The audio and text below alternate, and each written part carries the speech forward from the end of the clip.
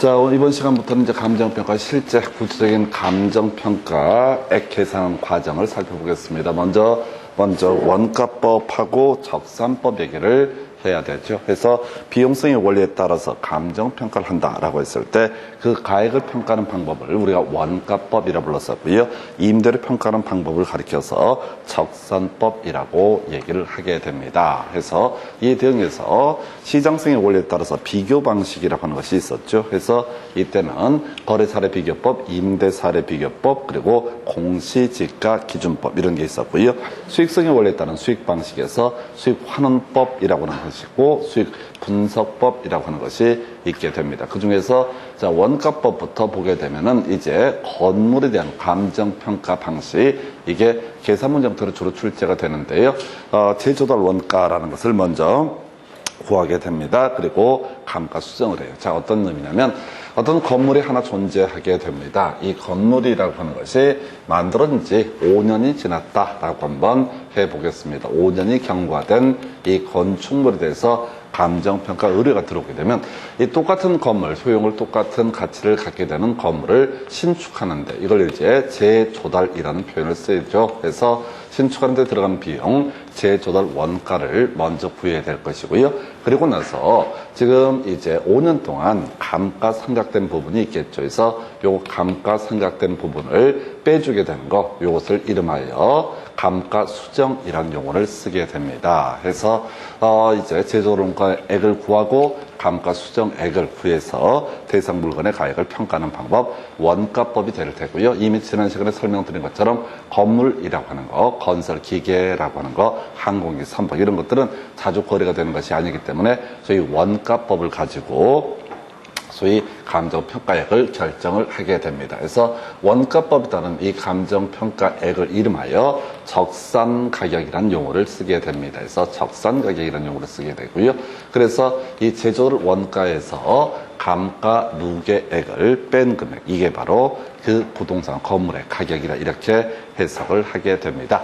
자, 그러면 이제 첫 번째 단계로서 재조달 원가를 구해내는 방법 두 가지가 우리 시험 지문에 구성이 됩니다. 그래서 소위 이제 공사비 변동률이라고 하는 것을 적용해서 재조달 원가를 구하는 사례가 있고요.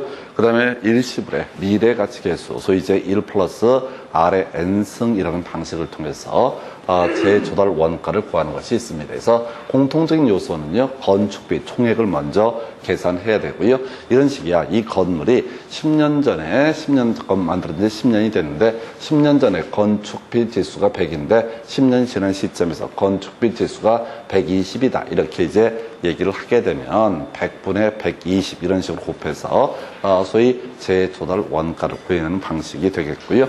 그래서 만약에 10년 전에 건축비가 1억이 들었다. 그리고 지금 10년 전에 건축비 지수가 100인데 현재는 120의 가치를 갖는다. 그러면 1억 곱하기 100분의 120에서 1.2가 나오니까 1억 2천 정도가 재조달 원가가 된다. 이런 식의 계산 방법이 될 테고요.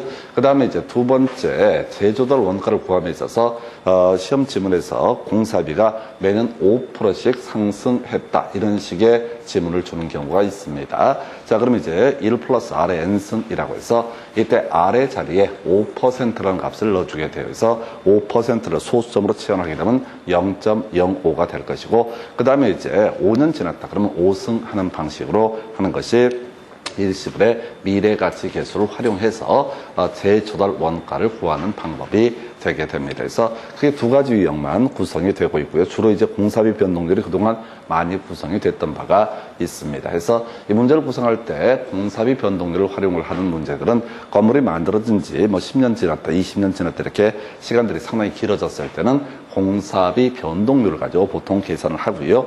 건물 만들어진 지 2년쯤 지났다 정도 되게 되면 그때는 보통 공사자 일시불의 미래가치 계수 요걸 가지고 문제 구성을 합니다. 이유는 만약에 한 10년 지났다 그러면 1 플러스 R에 10승이 돼야 되기 때문에 이 숫자가 답이 안 나오게 구성이 되게 됩니다. 그래서 이렇게 해서 재조달 원가의 산정이라는 개념 하나 확인해 보셨고요.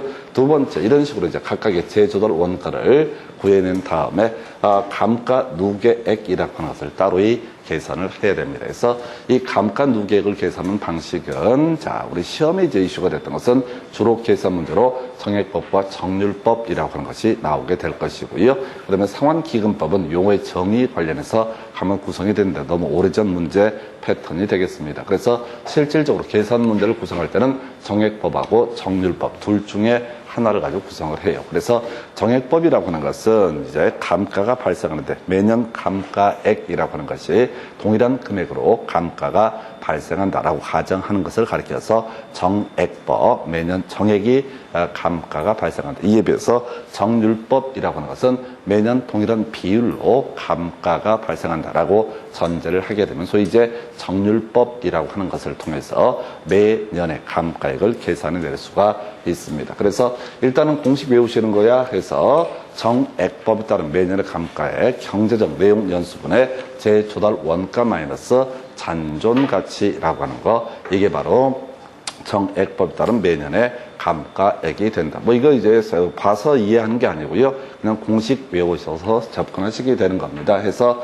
자, 그래서 정액법에 따른 매년의 감가액을 계산해 내기 위해서는 재조달 원가라고 하는 거 찾아내야 되고요. 그 다음에 또 하나 잔존 가치라고 하는 것도 찾아봐야 되고요. 그 다음에 문제에서 항상 주는 거 경제적 내용 연수라고 하는 것도 이 공식 그냥 무조건 외우셔야 돼요. 그래서 이걸 뭐 읽어보고 말고 이걸 성질의 것이 아니라 재조달 원가는 공사비 총액에다가 하나가 지금 이제 공사비 변동률을 곱한다. 두 번째 지금 이제 재조달 원가는 건축비 총액에다가 일시불의 미래가치계수를 곱해서 계산하는 방식도 있다. 정액법에 따른 재조달 원가라고 하는 것은 경제적 내용연수분의 재조달 원가 마이너스 잔존가치. 이게 이제 1년간의 감가액이 되게 될 것이고 거기다 이제 5년 지났다. 그럼 곱하기 5 하게 되면 총 누적 감가액이 되게 된다. 그래서 이렇게 각각 구해진 자 것을 가지고 재조달 원가에서 누적 감가액을 빼게 되면은 이것이 바로 적산 가격이다라고 이렇게 전제를 하게 됩니다.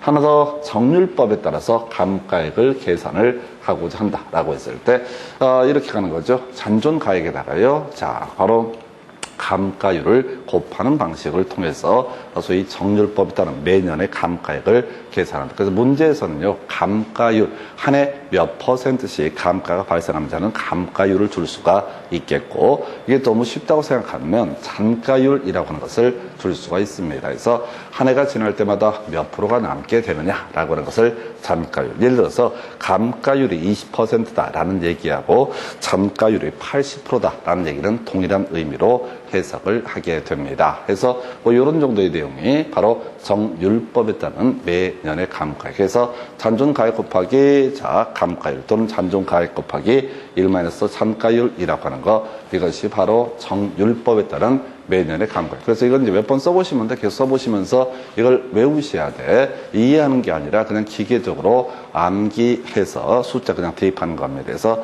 공식을 외웠다라고 치면 뒤에 나오는 문제들은 진짜 20초, 30초 만에 거의 다 풀 수가 있게 구성을 해요. 근데 사람들이 절대 암기를 안 해. 그래서 이해를 하시려고 하니까 말려버리는 거야. 그래서 보통 우리가 계산 문제라고 자 세칭하는 것들은 대부분 다 공식 문제입니다. 그래서 공식에 대입하면 바로 떨어지는 그런 문제가 되겠고요.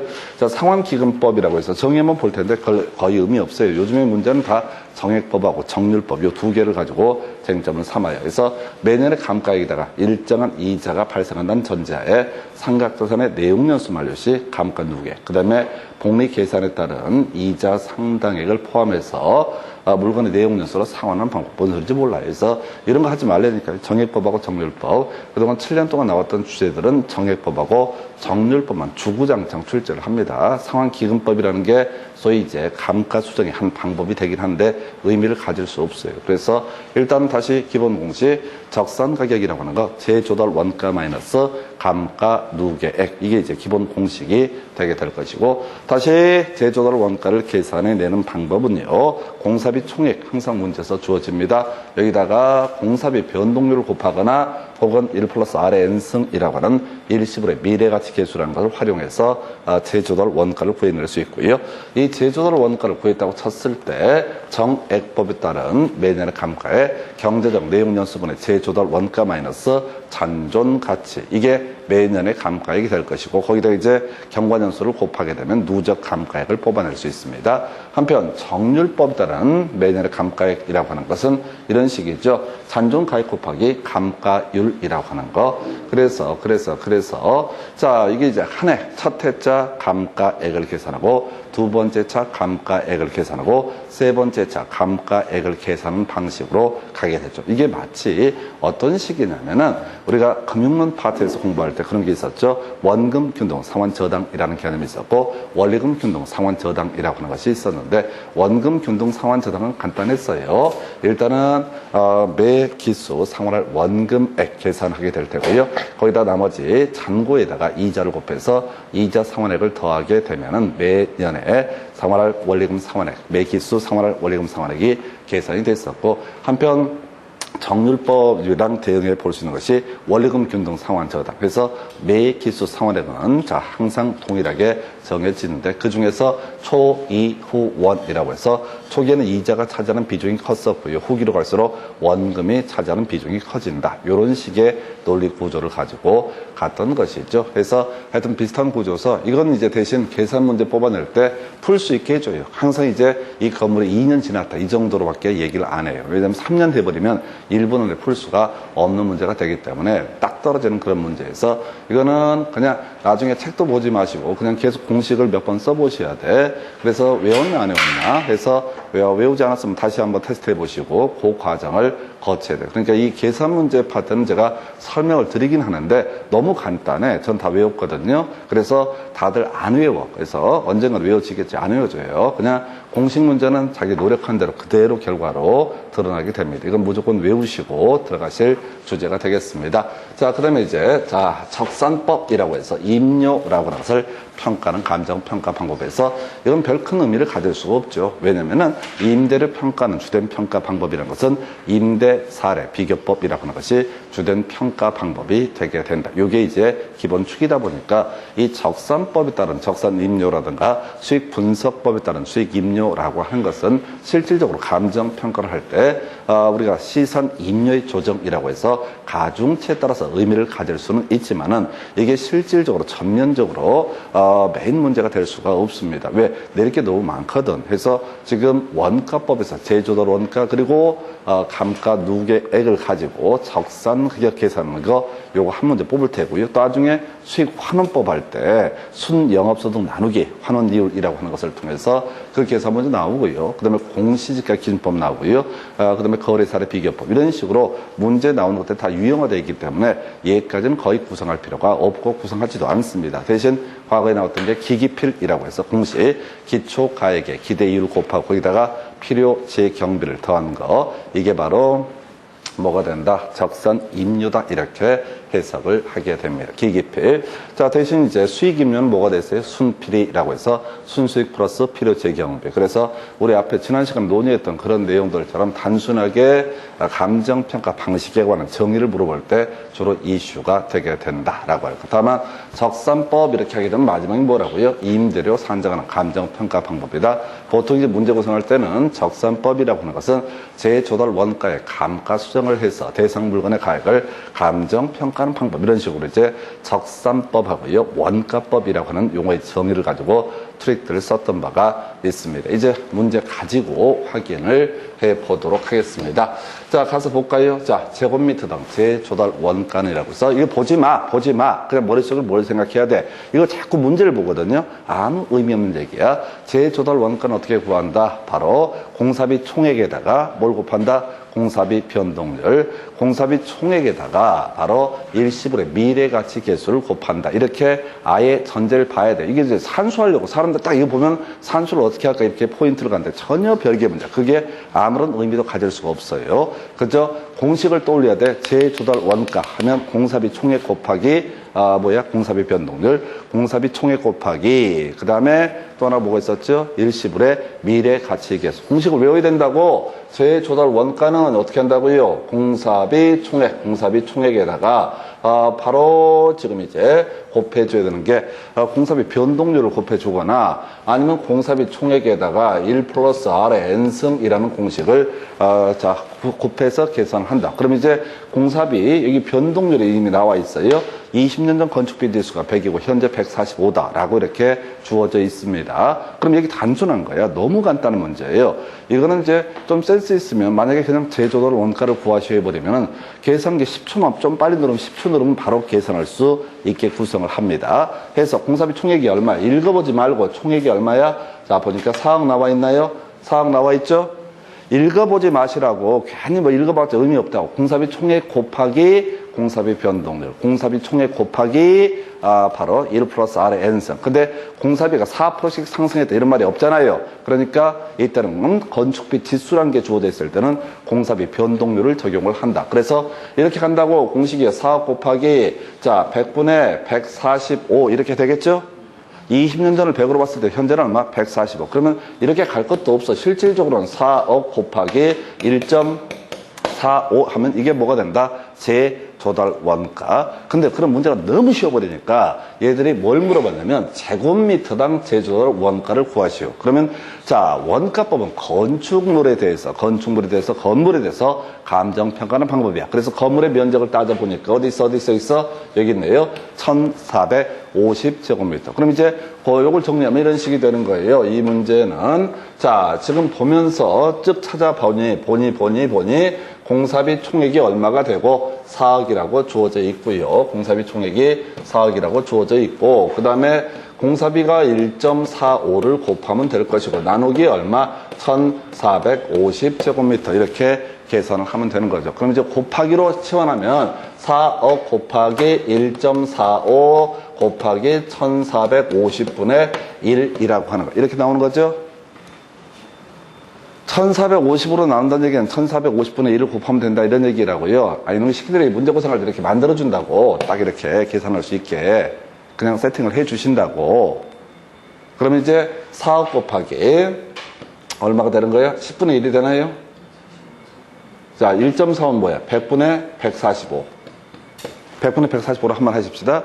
그럼 145 하게 되면 1000분의 1이 되는구나. 4억 곱하기 1000분의 1이 되면 제곱미터당 얼마? 40만 원. 이런 식의 숫자가 나오는 거예요. 그래서 이건 지금 제가 산수 계산하는 과정에서 문제가 된 거고 실질적으로 계산기를 가지고 문제를 풀어 가실 때는 어떻게 하면 된다고요? 4억 곱하기 1.45 나누기 1450 이걸 눌러주게 되면은 바로 제곱미터당 얼마? 40만 원. 그러니까 숫자는 계속 바뀌어요. 앞으로 문제 구성할 때 보나마나 10년 지났다라고 얘기하면서 뭐라고? 자, 100분의 125 그리고 이 건축물의 연면적이 1250제곱미터다 이렇게 이제 살짝 바꿔줄 거야. 다 똑같은 문제야. 숫자 계산하기 편하게 다 세팅을 해준다고. 그러니까 여러분들한테 계산기를 가지고 사람 미치게 하는 그런 문제가 없어요. 그러니까 이건 계산 문제가 아니라 그냥 공식 문제야. 공식 문제 다 딱 떨어지게 세팅을 해주는 거예요. 이게 그래서 제곱미터당 40만 원이라는 금액이 나오게 됩니다. 그래서 다시 이걸 문제를 보는 게 중요한 게 아니라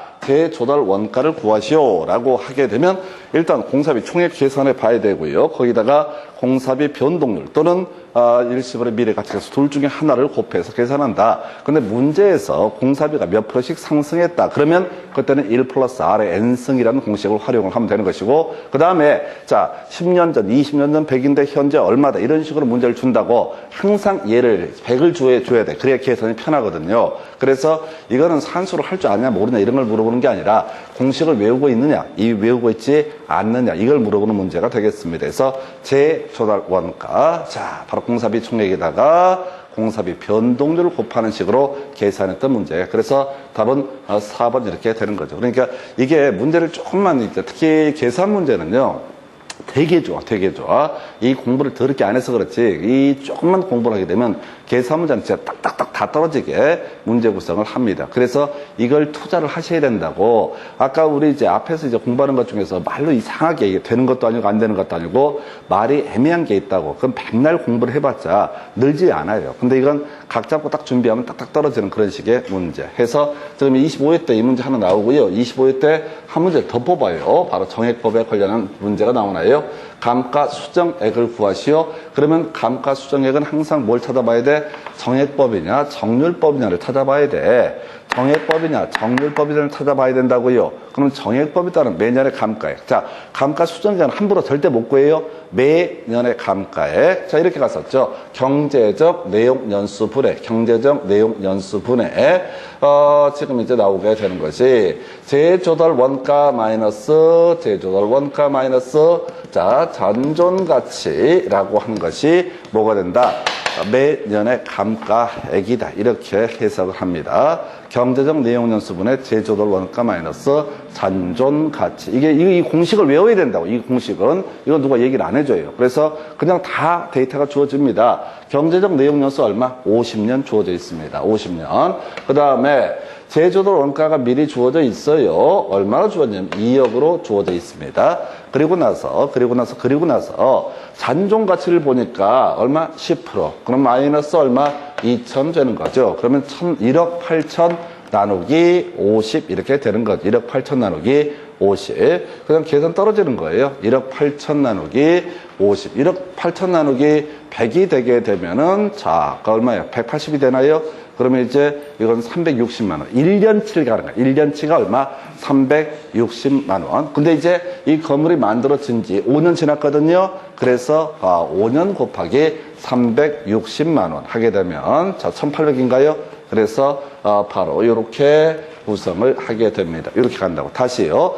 이게 사람들이 이 문제를 갈 때 매년의 감가액만 생각하면 절대 안 돼. 미리 두 단계를 외우고 들어가야 돼. 정액법 따른 감가수정액, 감가누계액을 구하시오. 그러면 첫 번째 단계가 매년의 감가액을 계산한다. 그리고 경과년수를 곱하게 되면 어떻다? 감가수정액 또는 감가누계액이라는 것을 어떻다? 계산해 낼 수가 있다. 그러니까 이게 이제 이 문제가 미리 정액법에 따른 감가수정액, 감가누계액은 두 단계를 거쳐서 계산한다. 이게 미리 암기가 돼 있어야 돼요. 보통 시험 보시다가 그래서 경제적 내용 연수분에 재조달 원가 마이너스 잔존가치까지 딱 해놓고 360을 뽑아. 그리고 벙 쪄가지고 어쩔 줄 몰라 해. 그래서 미리 마음의 준비를 해야 된다. 바로 정액법에 따른 매년의 감가액을 계산할 때는 한 해에 그 해 감가액을 계산한 다음에 그 다음 단계에서 뭘 해야 된다고요?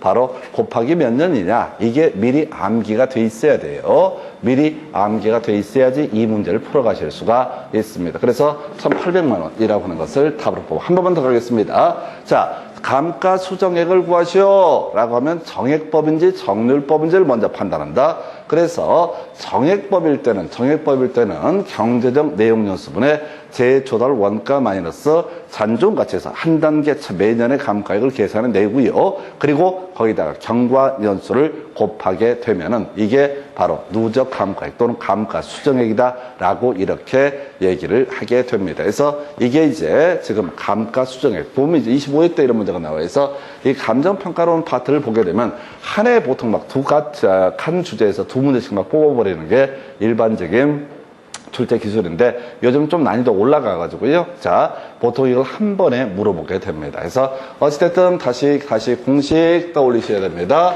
자, 지금 이제 재조달 원가라고 하는 거 이렇게 갑시다. 재조달 원가. 공사비 총액 먼저 찾아야 된다. 거기다가 공사비 변동률을 곱하는 경우도 있고 1 플러스 R의 n승이라는 일시불의 미래가치 계수를 곱해서 바로 바로 재조달 원가를 산정하는 것도 가능하다. 둘 중에 하나다. 그래서 항상 공사비가 몇 프로씩 이렇게 되어 있으면 1 플러스 R의 n승분의 1 플러스 R의 n승이라는 일시불의 미래가치 계수를 가지고 접근을 해야 될 것이고요. 그 다음에 100, 140 이런 식으로 주어져 있으면 이러한 경우에는 뭘 가지고 지금 이제 문제를 구성해 갈 때 이 공사비 변동률을 가지고 재조달 원가를 산정한다. 한편 자 정액법에 따른 매년의 감가액이라고 하는 거 경제적 내용연수분의 재조달 원가 마이너스 잔존가치라고 하는 거 이게 정액법에 따른 매년의 감가액이다. 이렇게 해석을 하게 됩니다. 그에 대해서요 정률법에 따른 매년의 감가액은 뭐라고요? 자 지금 보니까 잔존가치 곱하기 감가율, 잔존가치 곱하기 1 플러스 1 마이너스 잔가율이라고 하는 거. 이걸 통해서 매년의 감가액을 계산해야 되고 정률법은 뒤에서 보시겠지만 여러 번 계산을 해야 됩니다. 그래서 문제 구성을 할 때는 절대 뭐 10년 된 건물 이런 걸 물어보지 않고 예를 들어서 뭐 2년 됐다. 잘해야 3년 이 정도로 구성을 합니다. 3년만 해도 산수가 이상해져요. 그래서 이렇게 보셨고 다시 지금 이 문제 가지고 보니까요. 자, 제조들 원가. 자, 공사비 총액 먼저 확인해 보셔야 돼. 이거 읽어보고 말고 자식 할 거 없어. 그냥 총액 바로 다 해야 되고 여기서는 공사비 변동률을 통해서 제조들 원가를 계산해 봤고요. 그 다음에 여기서 이제 나오는 것이 바로 자, 감가 수정액을 구하시오. 그러면 정액법인지 정율법인지를 먼저 판단해야 된다. 정액법이면 경제적 내용 연수분의 제조달 원가 마이너스 잔존가치. 이게 바로 매년의 감가액이 될 것이고 거기다가 경관 연수를 곱하게 되면 누적 감가액, 소위 감가 수정액이 된다. 만약에 여기에서 정율법으로 따른다. 그럼 이제 1년차 감가액, 2년차 감가액을 다 계산해서 그걸 더해서 누적 감가액을 뽑게 된다. 이렇게 갑니다. 그래서 25회 때 나왔던 주제. 그 다음에 요즘엔 두 개를 짬뽕하는 식으로 보통 구성이 되고 있습니다. 자, 원가법에 따른 적산가액은 공식 재조달 원가라고 하는 거. 재조달 원가에서 뭘 빼야 된다? 감가 누계액을 빼게 되면은 이게 뭐가 된다? 바로 적산가액이 되게 된다. 뭘 쓰겠어요? 자, 다시 재조달 원가에서 감가 누계액을 빼게 되면 이게 뭐가 된다? 적산가액. 그래서 재조달 원가를 구하는 방식은 두 가지가 있게 되더라. 하나가 지금 이제 저거 있었죠. 공사비 변동률을 활용하는 게 하나가 있겠고 1 플러스 R의 N승이라는 공식을 활용하는 것도 하나의 방법이 될 수 있다. 한편 자, 감가 누계액을 따지려면 이게 정액법인지 아니면 정율법인지를 먼저 분석을 해야 된다. 정액법의 경우 그 해 한 해 감가액은 경제적 내용 연수분의 재조달 원가 마이너스 잔존가치. 이에 비해서 정율법은 여러 번 계산을 해야 되는데 건물이 2년 되면 2번 계산하고 3년 되면 3번 계산을 해야 되는데 바로 아까 나왔던 것이 뭐 있었죠? 감가율, 잔존가치에다가 감가율을 곱하는 방식으로 또는 잔존가치에다 1 마이너스 잔가율을 빼서 그걸 계산해내는 방식으로 요 두 가지 방식으로 가야 된다. 그럼 이제 적산가액을 구하시오라고 해서 여기는 이제 지금 공사비 나와 있죠? 공사비 총액 나와 있죠? 그 다음에 공사비 변동률이 나와 있습니다. 이걸 통해서 뭘 구할 수 있다? 재조달 원가라는 것을 어떻다? 구해낼 수가 있다. 재조달 원가를 구해낼 수가 있다. 이렇게 해석을 하죠. 여기서 그럼 바로 가봐야 돼. 3억 곱하기 이 공사가 지금 이제 2년 지났죠? 2016년부터 2018년에 2년 지났다고요? 그럼 일단 재조달 원가를 구하는 공식은 3억 곱하기 공사비입니다. 그리고 나서 1 플러스 R의 N승이라는 공식을 활용을 해야 된다. 그래서 R이 뭐야? 지금 보니까 5%죠? 5%면 0.05입니다. 0.05예요. 해서 자, 1 플러스 0.05 그리고 몇 승? 2년 지났으니까 2승 이렇게 가게 되는 거예요. 그래서 3억 곱하기 1.05의 2승이라고 하는 이게 바로 뭐가 된다? 재조달 원가가 되게 된다. 그럼 이제 실제 문제 계산할 때는 어떻게 해야 돼? 3억 곱하기 1.05 곱하기 1.05 하게 되면 금액이 얼마가 나오나요?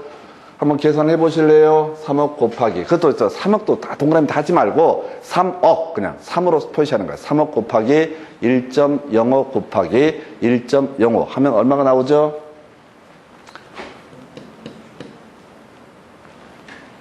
3 곱하기 1.05, 1.05요. 예?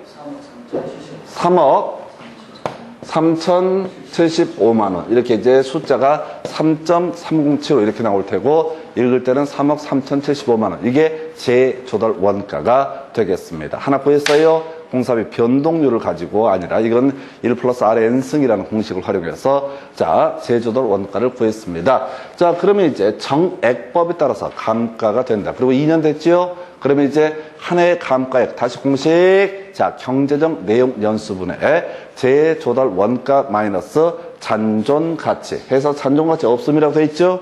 이게 없게 하는 이유가 뭐냐면 계산의 편의를 위해서 이렇게 하는 거야. 그러면 아까 3억 3,075만 원을 얼마로 나누면 돼? 50으로 나누면 되는 거죠? 그죠? 거기다 곱하기 2 하면 되는 거죠? 한 해에 감가액이 이렇게 나오니까 경과년수가 2년이니까 아까 3.307로 나와 있잖아요. 거기다 곱하기 50, 그 다음에 곱하기 2 이렇게 되나요? 나누기 50 그리고 곱하기 2 하면 그게 뭐가 돼요? 누적 감가액이 나오죠. 얼마가 나오나요? 1120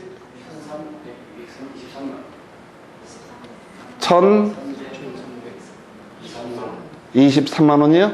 1323만 원. 그러면 이제 3억 3075만 원에서 1323을 빼게 되면은, 이때 금액이 얼마가 나오죠? 3억,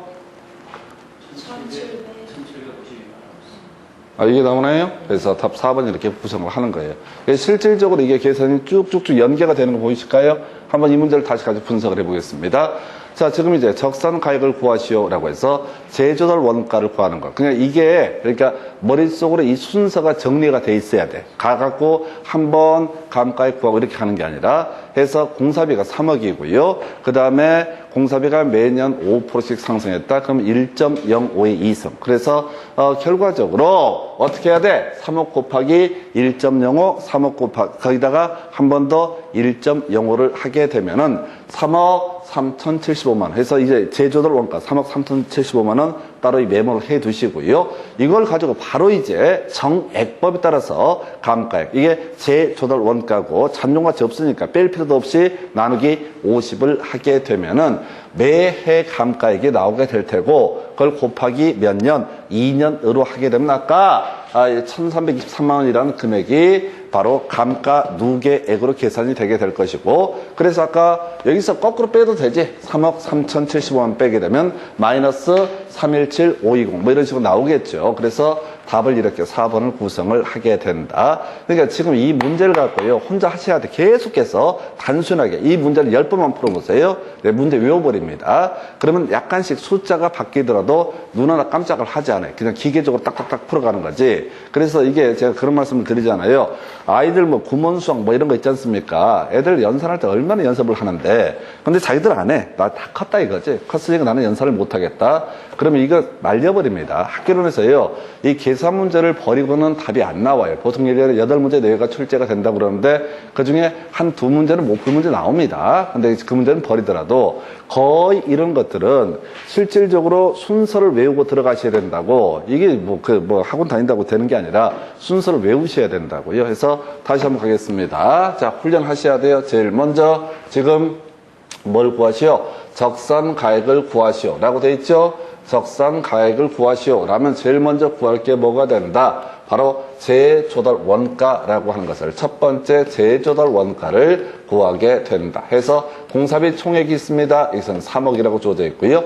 그 다음에 이제 5%씩 상승한 내리시고 돼 있으니까 1.05의 2승. 2년짜리니까 1.05의 2승에서 여기서는 공자 1 플러스 R의 n승이라는 공식을 통해서 재조달 원가를 구해냈다. 일단 재조달 원가를 구했다고 치고요. 그러면 이제 감가 누계액을 계산을 해봐야 됩니다. 감가 누계액을 계산할 때는 매년의 감가액을 먼저 계산해 봐야 돼. 해서 경제적 내용 연수분에 재조달 원가 마이너스 잔존가치 해서 잔존가치가 이 문제처럼 제로가 주어지게 되면 3억 나누기 50이라고 하는 게 매년의 감가액. 거기다가 2년 걸리게 돼. 2년 경고가 됐으니까 누적 감가액은 곱하기 2를 하면 누적 감가액이 되게 된다. 그래서 고지 해석하면 이 문제 같은 경우는 자, 큰 순서로 가면 누적 감가액이라는 것을 구해야 되는데 이 누적 감가액이라고 하는 것은 바로 못 구하고 첫 번째 매년의 감가액을 구한다. 매년의 감가액 거기다가 경과년수를 곱해서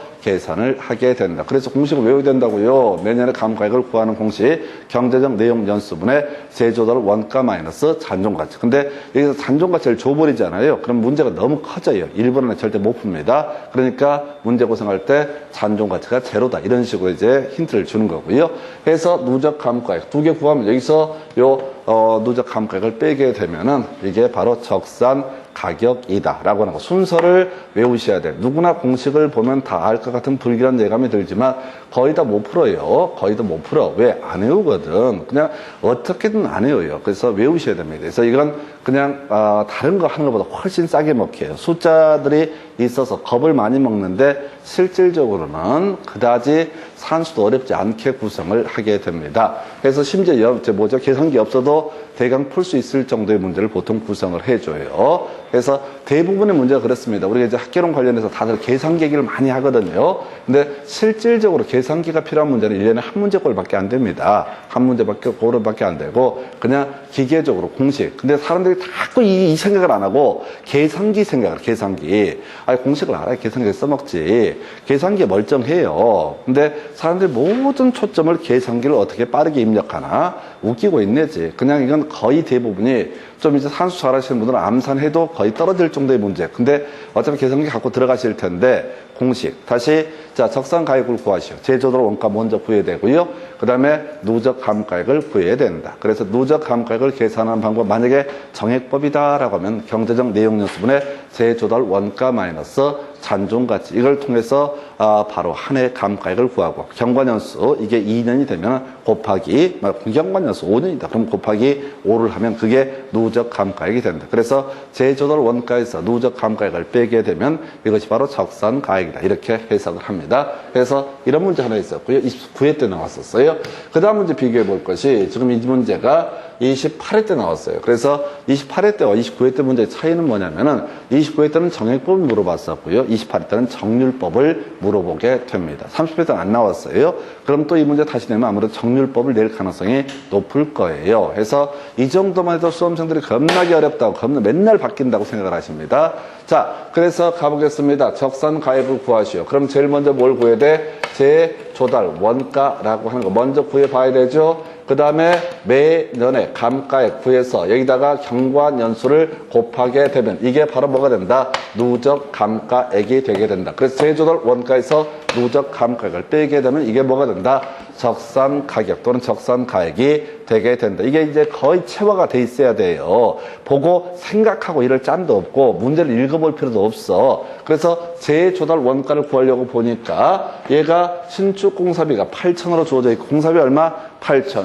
제조달 원가는 어떻게 구한다고 했어요? 공사비에다가 뭘 곱한다? 공사비 변동률을 곱하거나 혹은 1 플러스 R의 N승이라는 공식을 활용한다. 아까 29회 때는 그거 나왔었잖아요. 자, 5%씩 가격 상승한다. 그러니까 28회 때는 그거 안 내고 공사비 변동률을 주는 거야. 보니까 자, 2년 지났는데 9월 달에 자, 이 15년도에 100이었으면 2017년도 2년엔 125의 가치를 갖는다. 그러면 계산 바로 떨어지는 거지. 8천만 원 곱하기 1.25 하게 되면 이게 제조달 원가 계산하기 편하게 얼마? 1억이라는 금액을 주게 됩니다. 1억이라는 금액을 바로 다이렉트로 줘요. 계산하기 어려우니까 1억을 세팅을 해줘. 자, 그러면 이제 감가액을 매년의 감가액을 봐야 되는데 여기 보니까 정률법을 적용함이라고 돼 있죠. 그럼 이제 공식을 또 떠올려야 돼. 해서 잔존가액 곱하기 감가율, 잔존가액 곱하기 감가율 이게 뭐가 된다? 정률법에 따른 매년의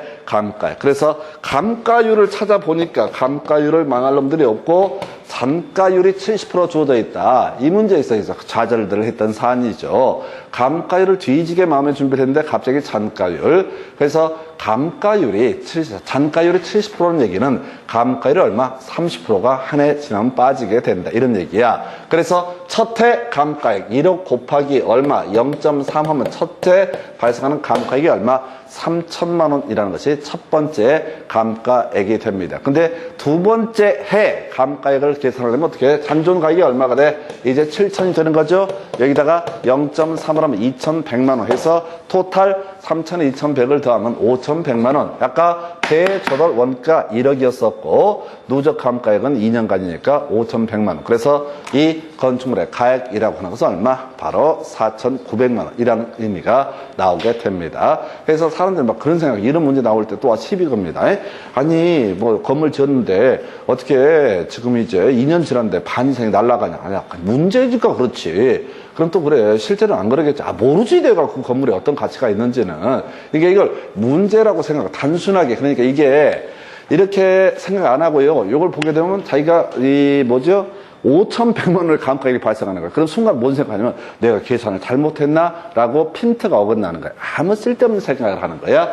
그냥 생각하지 마시고 그냥 기계적으로 공식을 떠올려서 대입을 하면은 그런저런 고민 자체가 없어요. 근데 선입관은 엄청 실이 있으면서 또 공식이 제대로 암기가 안 돼 있으니까 얼떨결에 대충 해서 4,900이 나오면 이상한 것 같은데 뭔가 좀 잘못 계산했나? 내가 뭐가 잘못했지? 이렇게 헤맨다고. 그건 뭐냐면 공식을 똑바로 외우지 않아서 그런 거예요. 이런 문제를 통해서 말도 안 되는 금액의 감가가 발생하는 경우도 보시게 됩니다. 다시 갑시다. 자, 적산 가격을 구하시오 라는 명제가 나오게 되면은 일단 재조달 원가 구해 봐야 되고요.